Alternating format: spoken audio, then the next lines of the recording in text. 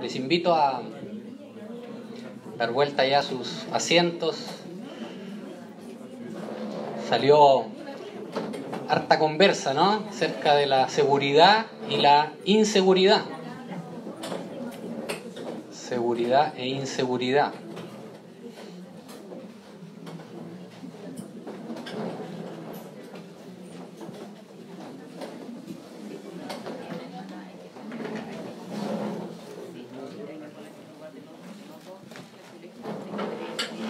Vamos a dejar las preguntas y lo que pudieron conversar. Ahí mantenga ahí parte de las reflexiones que hizo con su grupo, porque durante el tema lo vamos a ir desarrollando en detalle. Avancemos una. Hoy día nos corresponde hablar del yelmo de la salvación. Ya repasamos respecto de las otras partes de esta armadura que vimos.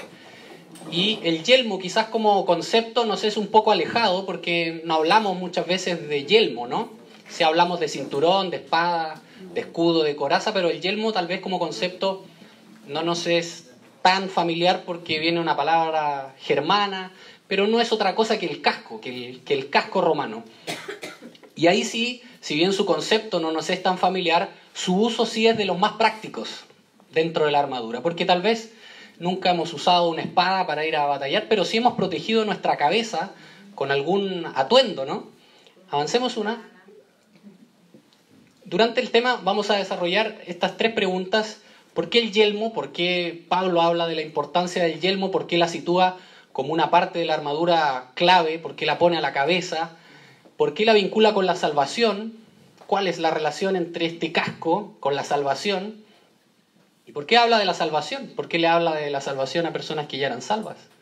Efesios parte con, por lo demás, hermanos míos, eran hermanos de él. ¿Por qué le habla de la salvación? ¿Por qué vamos a hablar de la salvación esta mañana si ya somos salvos, no?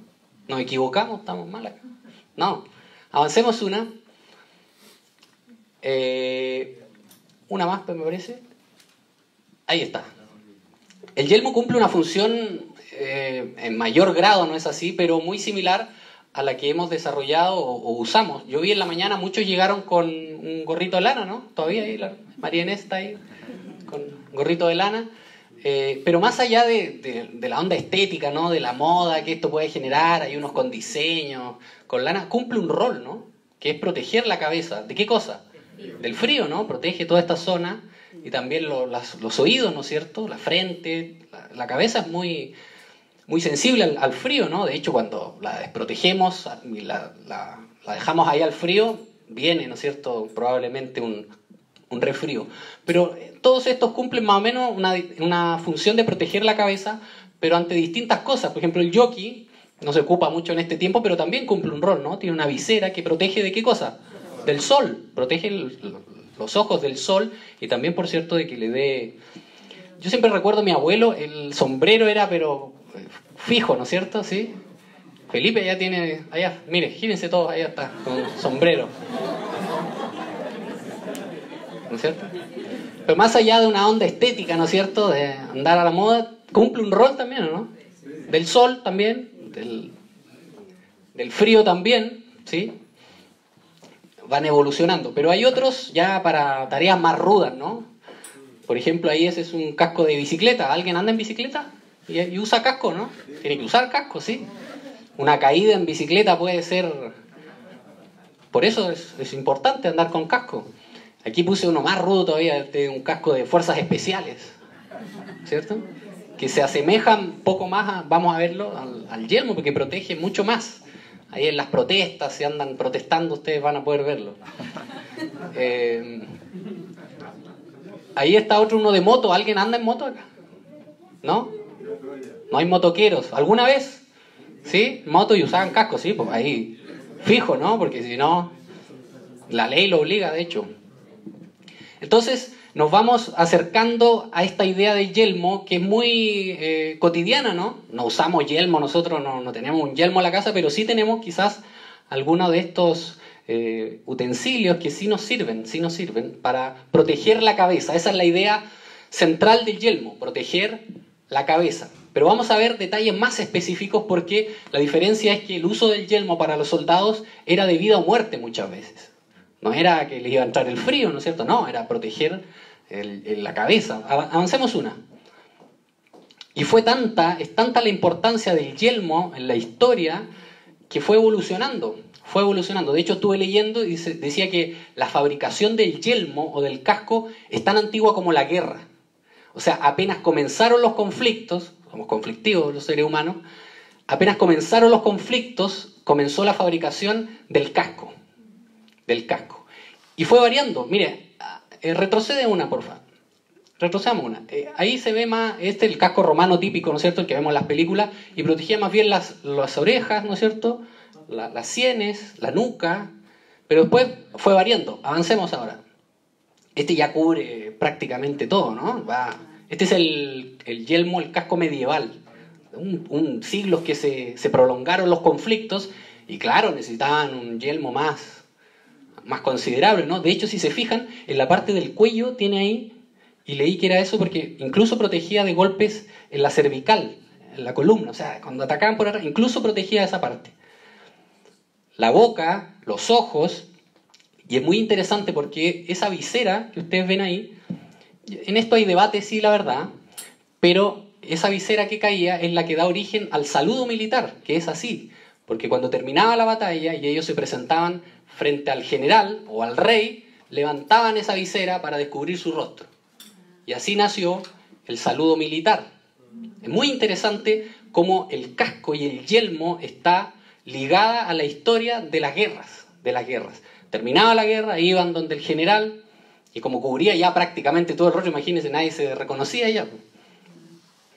Levantaban la visera y se quedaban en esta posición como señal ya de que la batalla había terminado, y con los años quedó así como que al final era una señal de autoridad, ¿no? Porque se presentaban ante un superior. Podía ser el general del ejército o el rey, por ejemplo. Entonces quedó eso instaurado que se ve hasta el día de hoy, ¿no? No sé si vio el desfile del 21 de mayo, por ejemplo. Llega el presidente, todos se cuadran, ¿no es cierto? Y quedó este saludo militar a raíz del yelmo. Entonces es una pieza muy, muy particular y una de las más importantes en guerra. Tal fue la relación entre el yelmo, entre el casco y el soldado, que hay muchos escritos de estos tiempos de guerra que dicen que los soldados, cuando iban a dormir, cuando ya había pasado la guerra o cuando se estaban preparando para una batalla, cuando acampaban todos juntos en la noche, dormían con el yelmo puesto. ¿Y por qué creen ustedes que lo hacían? ¿Qué sensación les daba en la noche? Mira, la pista se sopló, ¿no? Pero es interesante, ¿no? Porque no estaban en batalla, no estaban luchando. Y probablemente no iba a pasar nada. Estaban resguardados. Obviamente que buscaban un lugar más o menos seguro para dormir. Pero estar con el yelmo, ¿qué les daba? Seguridad. ¿Y qué les permitía? Avancemos una. Finalmente les permitía descansar. Y es interesante, ¿no? Porque finalmente sería incómodo, yo pienso, ¿no? No sé, nunca he dormido con un casco, un yelmo, debe ser muy incómodo. Pero mentalmente les daba seguridad y les permitía descansar para estar mejor preparados al otro día, más descansados para ir a la batalla. Es muy, muy interesante. Ahí vamos encontrando tal vez algunas ideas de por qué Pablo habla acerca del yelmo y por qué lo sitúa como una parte tan trascendente dentro de la armadura de Dios disponible para nosotros, ¿no? Avancemos. El primer concepto que usted tiene que apuntar ahí respecto del yelmo es que otorga seguridad. Y ahí pusimos los dos, ¿no? El yelmo romano y cómo fue evolucionando, ¿no es así?, para el que dio origen también al saludo militar, ¿sí? Avancemos una. Entonces ahí encontramos tal vez una idea de por qué Pablo habla del yelmo. Pero ahora vamos a desarrollar por qué lo vincula con la salvación. ¿Qué tiene que ver el yelmo con la salvación? Es otra pregunta. ¿Por qué? Está bien, ¿por qué el yelmo? Claro, entendemos que ya que es una pieza importante, no era de vida o muerte su uso. El yelmo era muy, muy importante. Pero ¿por qué Pablo utiliza esta pieza para hablar acerca de la salvación. Avancemos una.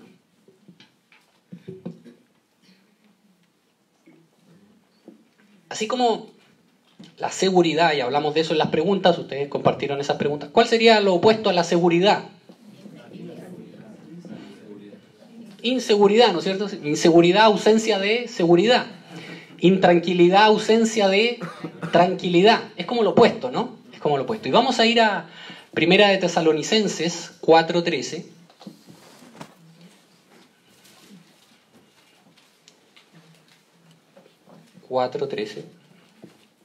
Primera de Tesalonicenses 4:13. En adelante, porque vamos a repasar aquí, la iglesia de Tesalónica tenía al menos dos situaciones que le generaban inseguridad. ¿Sí? Usted en las preguntas ahí compartió qué situaciones le da inseguridad. Bueno, esta iglesia de Tesalónica tenía inseguridad frente a dos cosas puntuales. Y por eso Pablo las aborda en este pasaje que vamos a leer, que va a ser el centro, digamos, de esta reflexión. Tenían preocupación, intranquilidad, inseguridad frente a dos cosas bien profundas. Y Pablo aprovecha para desarrollar algo más profundo aún, que es muy, muy interesante. ¿Lo tienen ya? En 1 Tesalonicenses 4:13, y vamos a leer también algunas partes ahí del 5, porque como que sigue el capítulo, ¿no? Usted ya ahí ve el título, ¿no? Habla acerca de la venida del Señor. La venida del Señor. Este era un tema que le generaba cierta intranquilidad, inseguridad a la iglesia, a cristianos. Mire, siga la lectura. El verso 13, en Tesalonicenses 4:13, dice: tampoco queremos, hermanos, que ignoréis acerca de los que duermen. Pablo habla de los que duermen como los que ya partieron, los que habían sido parte de la iglesia y ya habían muerto, ¿sí? Cuando habla acerca de los que duermen, se refiere a ellos. No es que estén haciendo siesta, no. Duermen quiere decir que ya murieron.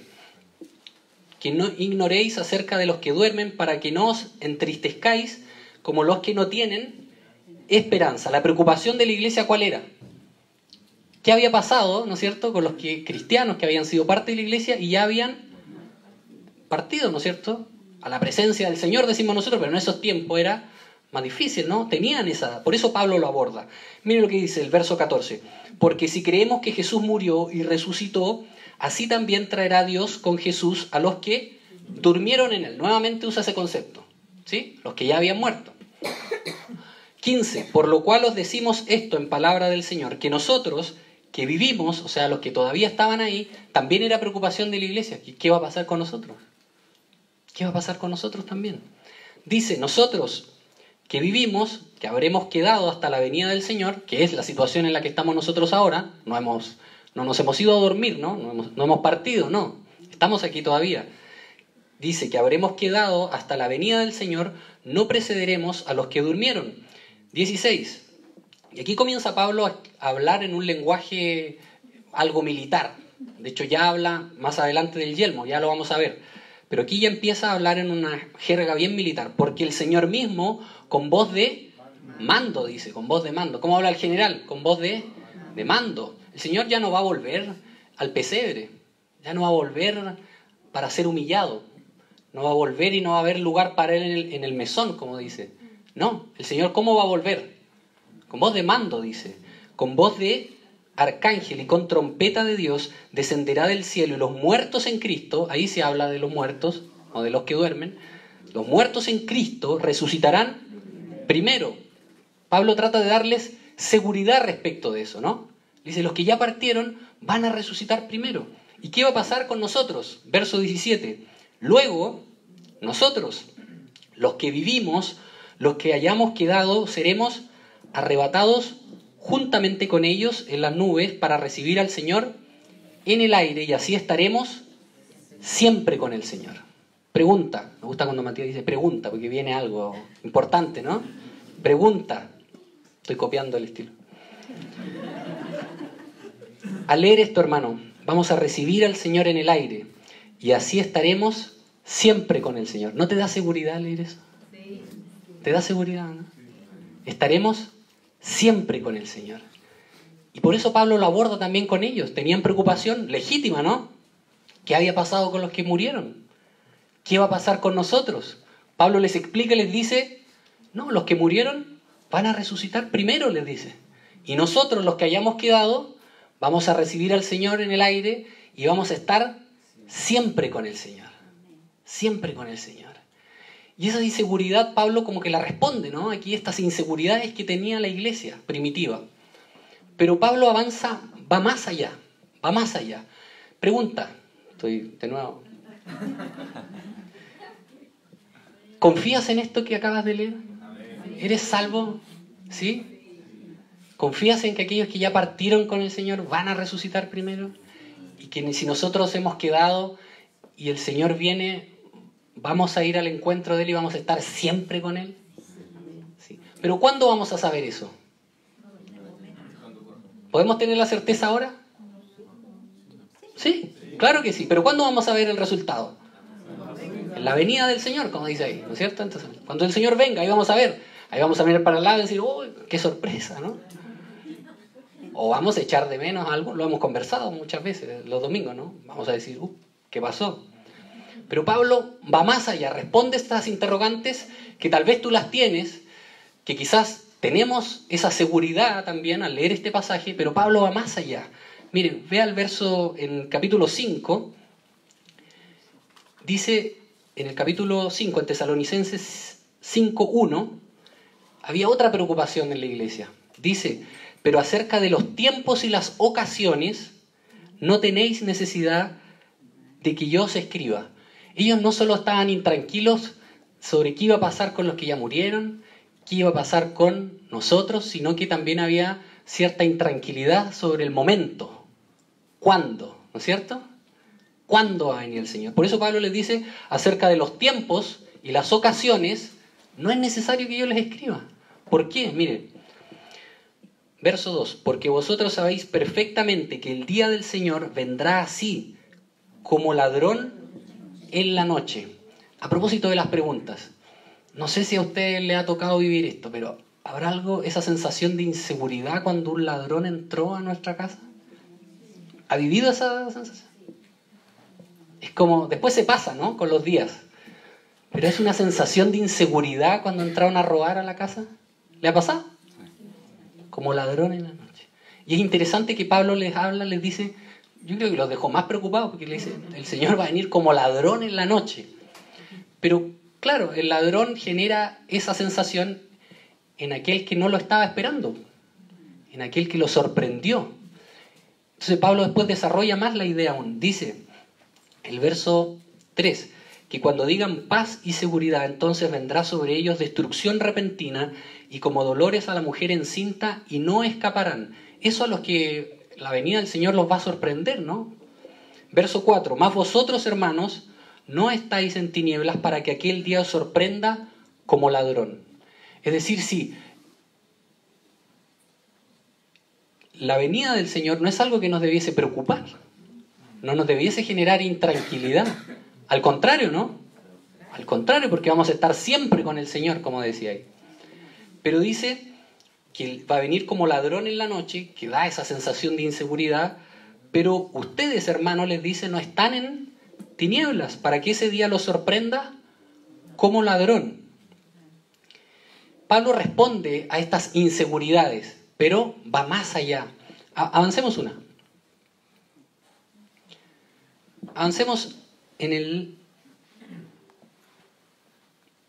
versículo 8. Vamos a adelantarnos un poquito. Tesalonicenses 5, 8. Dice, pero nosotros somos del día. Pero nosotros que somos del día seamos sobrios, habiéndonos vestido con la coraza de fe y de amor. Vimos la coraza la semana pasada, ¿se acuerdan, no? Y con la esperanza de salvación, ¿cómo? Yelmo. Ahí añade otro concepto. Habíamos hablado del yelmo como de seguridad, ¿no es cierto? Que daba seguridad.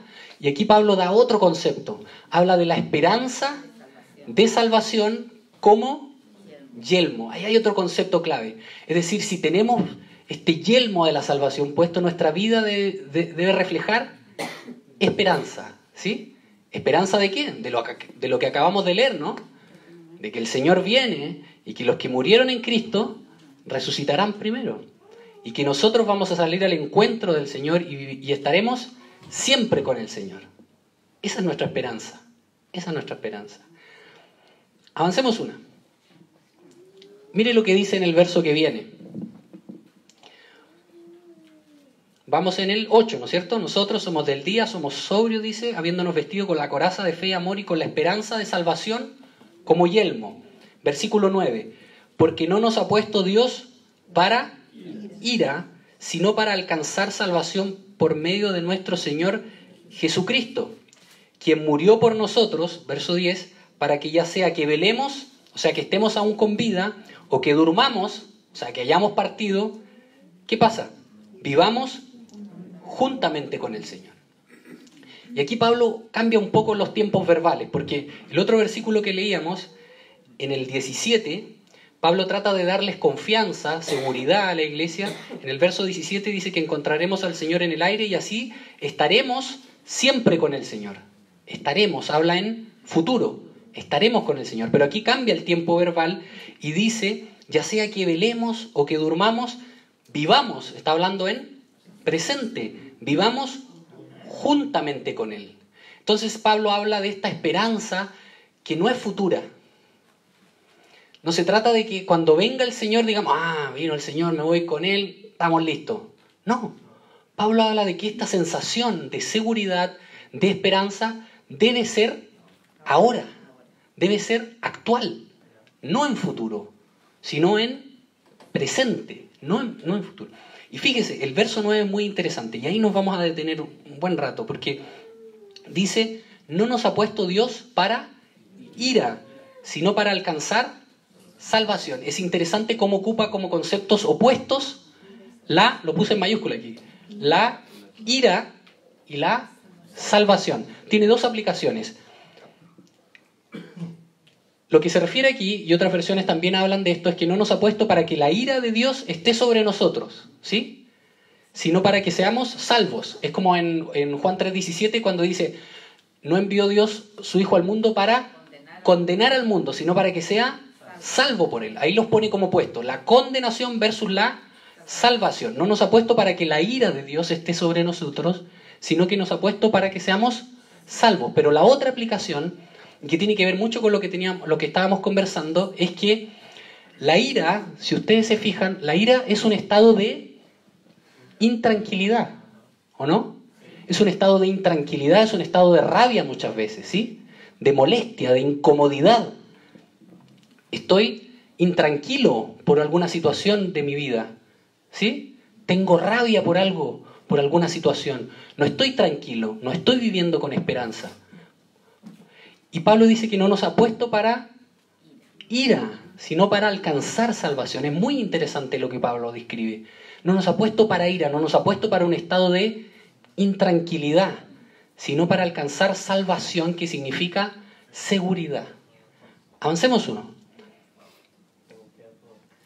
Yo puse aquí estas cosas, son ideas nomás, pero muchas veces, siendo aún salvos y siendo cristianos, sabiendo que los que partieron fueron con el Señor, sabiendo que algún día vamos a recibir al Señor y que vamos a estar siempre con Él, muchas veces vivimos en un estado de intranquilidad. ¿Con qué cosas? Cualquier coincidencia es, como se dice ahí, ¿no es cierto? No sé, los puse ahí. El trabajo, por ejemplo. Generalmente ahora, muchas veces a que soy salvo, vivo en un estado de intranquilidad. ¿Qué va a pasar con mi trabajo? ¿O no? Están despidiendo gente. O no sé, me afano tanto, tengo que rendir ahí. ¿No es cierto? Rendir ahí porque si no, ¿de qué va a comer mi familia? Son preocupaciones legítimas. Nadie dice que no es importante el trabajo. La situación de salud, por ejemplo. Tengo que hacerme exámenes, me he sentido mal, aquí, acá. Termino inquietándome por eso, ¿no? Termina siendo algo central. Algo que no me deja vivir, ¿con qué cosa? Lo conversamos. Con esperanza, con seguridad, y tengo las mismas preocupaciones al final de quienes no son cristianos. Estoy tan preocupado de sacar la hora al médico como aquel que no es cristiano. ¿Qué me va a pasar? El tema de las finanzas, por ejemplo. El dinero. ¿Qué va a pasar? Mi billetera. O a veces vivimos un estado de intranquilidad por alguna historia familiar compleja que nos tocó vivir. Alguien que me hizo daño, por ejemplo, de mi entorno más cercano. Un padre que no cumplió su rol, una madre que no cumplió su rol. Los hermanos a veces se pelean, son quiebres a veces irreconciliables. Y es triste, ¿no? Y eso no me permite vivir con tranquilidad, con esperanza, con seguridad. No, eso me inquieta. Tengo una ira, tengo una rabia contra esas situaciones. Con mi trabajo, que me explotan. Contra mi jefe. Bueno, eso es común, ¿no? Tener rabia contra el jefe. No, para un cristiano no. No debería ser. ¿Pero por qué? No. Tengo tranquilidad de que esa persona fue puesta ahí por Dios. Él tiene control de todas las cosas, ¿o no? ¿Y por qué estoy intranquilo por esa relación que tengo? O con una historia familiar, o con algún quiebre sentimental. Pasa también. Alguien me hizo mucho daño, jugó con mis sentimientos. Y al final eso me hace vivir intranquilo. No soy capaz de dar vuelta a esa página. No puedo desarrollar una vida en esa área normal. Para los que están estudiando, algún fracaso académico, por ejemplo. Perdí una carrera, un ramo. No puedo seguir. Termino viviendo ¿de qué manera? Intranquilo. Intranquilo. Mi vida deja de reflejar esa seguridad. Esa seguridad. Avancemos. Ahí está. No nos ha puesto Dios para ira, para intranquilidad con todas esas cosas que estábamos conversando. Que son comunes, no son importantes, si nadie dice que no. Pero al final terminan ocupando un lugar mayor que no le corresponde. Y ahí está el problema. Ahí está el problema. Quédate con este versículo. No te ha puesto Dios para ira, para intranquilidad. ¿Nos ha puesto para qué cosa? Para alcanzar salvación. No cuando el Señor venga, no a futuro, mientras tanto me vuelvo loco con las preocupaciones que tengo acá. No. Dice que podemos vivir juntamente con el Señor desde ahora y alcanzar esa salvación. Y no vivir intranquilo. Avancemos una. Tenemos varios conceptos ya, ¿no es cierto?, que nos van aclarando esto. Vimos por qué el yelmo, por qué era tan importante para los soldados. Y ya vemos un poco por qué Pablo vincula el yelmo con la salvación. ¿Cuál es el vínculo? Vamos entendiendo, ¿no? Que habla acerca de esta seguridad, de esta esperanza que debe reflejar nuestra vida. Avancemos uno. Ahí están las tres preguntas, ¿no?, que íbamos a desarrollar. ¿Por qué el yelmo? ¿Por qué es tan importante? ¿Por qué el yelmo de la salvación? ¿Qué relación tenía, no es cierto? Y ahora nos queda ¿por qué la salvación? Avancemos uno. ¿Por qué la salvación? Lo compartíamos, ¿no? ¿Por qué Pablo les habla a personas que ya eran salvas? ¿O no? ¿Por qué conversamos de la salvación si ya somos salvos? El pasaje en Efesios, lo hemos leído, dice, por lo demás, hermanos míos, eran hermanos de Pablo. Como que la pega estaba hecha, ¿o no? O nosotros mismos, ¿por qué estamos hablando de la salvación si ya somos salvos? ¿Nos equivocamos, pastor? Tarea hecha ya, ¿o no? No, pues hermano, avancemos una. Pasa que muchas veces, pese a ser cristianos, finalmente vivimos en un estado de intranquilidad con estas cosas y otras más, ¿o no? ¿O me equivoco? Finalmente nuestra vida deja de reflejar esa seguridad, esa esperanza. Y finalmente terminamos viviendo intranquilos, inseguros, inquietos por estas y muchas otras cosas. ¿Y por qué pasa eso?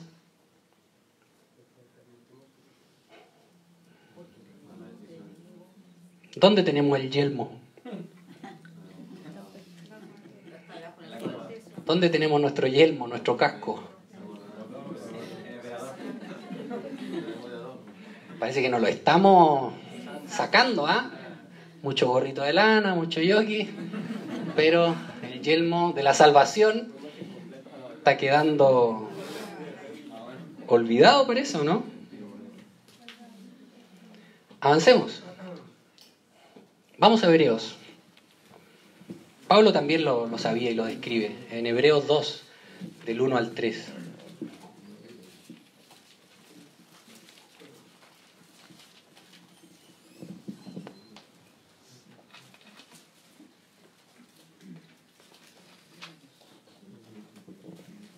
Mire el título que tiene ese capítulo. Hebreos 2, del 1 al 3 vamos a leer. Le invito a seguir la lectura. El título es una salvación tan grande, ¿no es cierto? Esto tan grande, esta seguridad que el Señor nos promete, algo tan grande. Pero ¿qué pasa con nosotros? Por tanto, es necesario que con más diligencia atendamos a las cosas que hemos oído, no sea que nos deslicemos, porque si la palabra dicha por medio de los ángeles fue firme, y toda transgresión y desobediencia recibió justa retribución, ¿cómo escaparemos nosotros si descuidamos una salvación tan grande, la cual, habiendo sido anunciada primeramente por el Señor, nos fue confirmada por los que oyeron? Ahí hay una respuesta, ¿no? De por qué muchas veces terminamos viviendo inseguros, intranquilos. ¿Qué pasa con nuestra salvación? ¿Qué pasa con este yelmo de la salvación? ¿Qué hacemos con él? Lo descuidamos, ¿no? Lo descuidamos. Avancemos una. Aquí hay conceptos claves de este pasaje que acabamos de leer. Pablo dice que es necesario que con más diligencia. ¿Qué significa eso? No ocupamos mucho esa palabra, pero es lo opuesto a negligencia, que tal vez nos es un poco más común. Ser negligente quiere decir ser descuidado, ¿no? Teniendo las herramientas para, resulta que hay como un desinterés, ¿no? Una negligencia. Muchas veces se habla de una negligencia hospitalaria, por ejemplo. Estaba ahí el personal y resulta que no lo atendieron, no hay una negligencia. Pablo pide a la iglesia todo lo contrario, mayor diligencia, o sea, que sepan ocuparse de esta situación. No sea, dice, que nos deslicemos. ¿Y por qué habla de deslizarse? ¿Qué tiene que ver? Deslizarse es igual que como en el resbalín, ¿no es cierto? Los que tienen hijos y llevan al parque, es igual que deslizarse en un resbalín. Primer impulso, ¿no es cierto? Y después la gravedad hace lo suyo y como que no hay que hacer nada más, ese niño va a llegar igual abajo, ¿no es cierto? Donde el padre lo va a estar recibiendo. Y como cristianos muchas veces tendemos a hacer lo mismo. Somos salvos, ¿no es cierto? Aceptamos al Señor y después solito vamos a llegar a la eternidad, ¿no es cierto? No hay que hacer nada más. Listo. Pablo dice, no sea que nos deslicemos, que nos dejemos llevar. Somos salvos, sigamos yendo a la iglesia, lunes, martes, trabajo, hasta que el Señor venga. Estamos listos. No sea que nos deslicemos, que nos dejemos llevar por una gravedad. Una gravedad, el Señor nos salvó. Estamos listos. Y ahí dice, ahí Pablo explica por qué finalmente muchas veces terminamos viviendo inseguros, intranquilos. No tenemos esa seguridad, no tenemos este yelmo puesto, dejamos que distintos pensamientos invadan nuestra mente. Tal como el yelmo protegía la cabeza, así como el soldado protegía su cabeza, el cristiano tiene que proteger su mente. ¿Y cómo la protege? Con el yelmo de la salvación. Sabiendo que un día el Señor va a venir, pero que desde ya podemos vivir con Él. Que no nos ha puesto para ira, no nos ha puesto para vivir intranquilos, sino que nos ha puesto para alcanzar salvación. Avancemos uno. Vamos a Isaías, ya para ir cerrando. Isaías 59. Isaías 59, 1 y 2. Aquí hay una buena y una mala noticia. ¿Por cuál comenzamos? ¿Por la buena? ¿Por la buena? ¿Por la mala? Ya, no me corresponde a mí determinar el orden porque en el versículo 1 está la buena y en el versículo 2 está la mala. Así que, ¿cuál es la buena? Versículo 1, 59:1. He aquí, no se ha cortado la mano de Jehová para salvar, ni se ha agravado su oído para oír. El Señor está ahí, hermanos, para darnos esa vida, para que alcancemos, ¿qué cosa? Salvación, no cuando Él venga, si eso ya lo sabemos, para que nuestra vida refleje que somos salvos, ¿cuándo? Ahora. Mire lo que el versículo precioso dice, no se ha cortado la mano de Jehová para salvar, está ahí. El Señor quiere que vivamos así, seguros, confiados. ¿Pero qué ha pasado? Verso 2. Pero vuestras iniquidades, ¿qué es eso? Nuestro pecado. Nuestro pecado ha hecho división entre nosotros y nuestro Dios, dice la palabra. Y vuestros pecados han hecho ocultar de vosotros su rostro para no oír. Avancemos una. La buena noticia, no se ha cortado la mano de Jehová para salvar. ¿Y qué significa eso? Que vivamos seguros. Avanza uno. Pero nuestro pecado ha hecho división entre nosotros y nuestro Dios. Es decir, hermano, cuando cada vez que nos sentimos inseguros, intranquilos, cuando el trabajo ocupa un lugar predominante en nuestra mente, aquí en la cabeza, cuando la salud termina siendo algo que no nos deja ni siquiera descansar, quiere decir que no tenemos el yelmo puesto. Así como el soldado se ponía el yelmo y podía descansar, nosotros también. Si tenemos esa salvación tan grande, como dice ahí, podemos ponernos ese yelmo y descansar. ¿Descansar en quién? ¿En el médico? Veíamos ahí el tema de las finanzas. ¿En quién podemos descansar? ¿En el sueldo a fin de mes? No. Si todas esas cosas, queramos o no, van a pasar. Nuestro trabajo en el que tanto esfuerzo y tanta preocupación le asignamos, va a llegar un día, ojalá sea por nuestra propia voluntad, ¿no es cierto?, dejarlo, pero si no, va a llegar un día en que, muchas gracias, ¿no es cierto?, a veces con galvanos y con honores, otras veces no. ¿Sabe qué? Hubo un recorte y hasta aquí nomás. Eso va a pasar. Nuestra salud, hermano, se va a deteriorar igual. Todos vamos a dormir, como dice Pablo, ¿no? Todos vamos a dormir. Todo tiene un fin. Pero nuestra salvación, esta salvación tan grande que podemos tomar ahora, es eterna. Es eterna. ¿Para qué nos vamos a quedar con este versículo? Retrocedamos al primero. Uno hacia atrás. Ahí. Asumamos, hermanos, que muchas veces nuestro pecado ha hecho división, como dice Isaías, entre nosotros y nuestro Dios. No es que la salvación finalmente no sea tan grande y sea pequeña que no nos permite vivir tranquilos. No. En nuestro pecado, nuestros objetivos, que muchas veces están por sobre los espirituales, los que finalmente nos terminan haciendo vivir intranquilos, inseguros, con desesperanza, no con esperanza, con ira, con rabia, con una serie de situaciones que nos rodean y dejamos de vivir con seguridad, con tranquilidad, por esa salvación tan grande. Si tu situación ha sido esa, y yo reflexionaba mucho en esta semana respecto de esto, la buena noticia es, ¿cuál es? Esta que está aquí. No se ha cortado la mano de Jehová, ¿para qué cosa? Para salvar. No cuando el Señor venga, Él quiere desde ya que vivamos con el Señor. Recordemos eso, que el Señor no nos ha puesto para ira, para intranquilidad, sino que nos ha puesto ¿para qué cosa? Para alcanzar salvación. ¿Cuándo? Ahora, desde ya. Desde ya. Cuando el Señor venga, bienvenido, ¿no? Porque estaremos siempre con el Señor.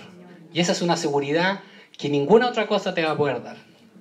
Ni tu trabajo, ni la salud, ni el jefe, ni el loto, ni el quino. No, eso solo lo da el Señor. Solo lo da el Señor. El Señor sigue ahí. No se ha cortado su mano para salvar, para que vivamos con seguridad, con este yelmo de la salvación, con esta esperanza de la salvación como yelmo. Te invito a orar. Señor, gracias. Gracias, Señor. Porque como dice tu palabra, no se ha cortado tu mano para salvar. Sigues ahí. Sigues ahí, Señor. Queriéndonos dar una vida plena, Señor. De esperanza, de tranquilidad. Pero nuestro pecado ha hecho división entre nosotros y tu salvación. Y perdónanos por eso, Señor. Perdónanos, Padre, porque pese a que tu intención es no ponernos, Señor, para ira, sino para salvación, muchas veces nos quedamos con lo primero. Y vivimos intranquilos, inseguros por el acontecer. Pero gracias, Señor, porque sigues ahí. Sigues ahí. Y ayúdanos, Señor, a reconocer a reconocer de una vez por todas que solo tú nos puedes dar esa seguridad, no las cosas que están acá, no esa lista que estábamos enumerando. Nuestra seguridad depende de ti, porque eres el único que puedes darnos salvación. Ayúdanos, Señor, a reflexionar en esto, a tener este yelmo de la salvación donde debe estar, bien puesto en nuestra cabeza, para que tú nos permitas, Señor, tal como esos soldados que dormían con el yelmo, tú nos permitas, Señor, descansar y tener seguridad de que algún día vamos a estar contigo y que ya podemos disfrutar de esa presencia desde hoy. Gracias, Señor, por tu palabra, en el nombre de Jesús. Amén.